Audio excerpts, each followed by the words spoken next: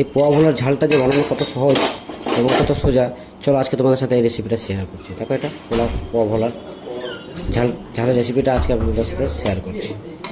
আজকে পোয়া ভোলা মাছের ঝাল বানাবো। তো ফাইনালি ভালো করে এটাকে জলে ধুয়ে রেখে দিয়েছি। এরপর আমি হলুদ, অল্প একটু লঙ্কা গুঁড়ো আর নুন দিয়ে মেখে ভালো করে এগুলোকে ভেজে নেবো। আগে মেখে কিছুক্ষণ রাখবো, তারপর ভেজে নেবো। ফাইনালি আমি তেল চাপিয়ে দিয়েছিলাম, এবার মাছগুলোকে আমি ভেজে নিচ্ছি।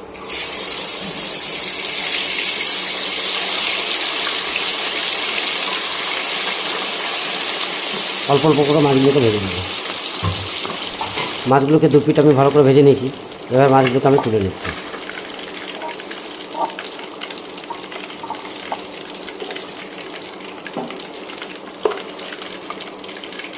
এভাবে সব মাছগুলোকে আমি ভেজে নেব।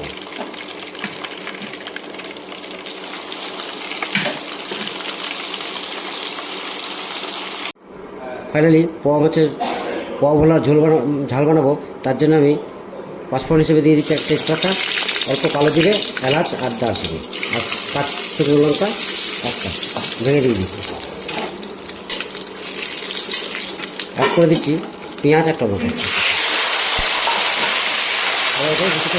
অ্যাড করে দিচ্ছি আদা রসুনের পেস্ট, আদা রসুন কাঁচা লঙ্কার পেস্টটা এর মধ্যে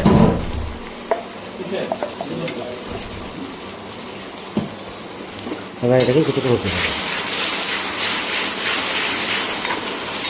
অ্যাড করে দিচ্ছি লঙ্কা গুঁড়ো 1 চামচ, জিরে গুঁড়ো 1 চামচ, হলুদ গুঁড়ো 1 চামচ।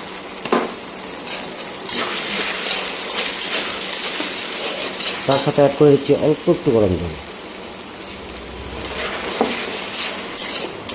মশলাটাকে আস্তে আস্তে এবার হতে দেবো। দিয়ে দিচ্ছি 2 দানা চিনি আর দিয়ে দিচ্ছি লবণ। নামানোর আগে লবণটা অবশ্যই একবার চেক করে নেবো। এখন মশলাটাকে একটু কিছুক্ষণ কষিয়ে নেব। ফাইনালি মশলা থেকে আমার তেল ছেড়ে দিয়েছে, তার মানে মশলা আমার প্রপার রেডি হয়ে গেছে। এবার অ্যাড করে দেবো গরম জল পরিমাণ মতো, বেশি দেবো না, এটা মাখা মাখা রাখবো।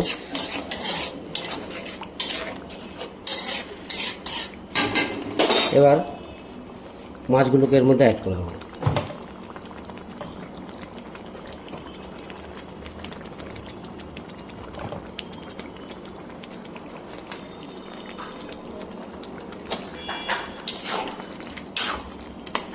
এবার ব্যাস কিছুক্ষণ রেখে দেবো।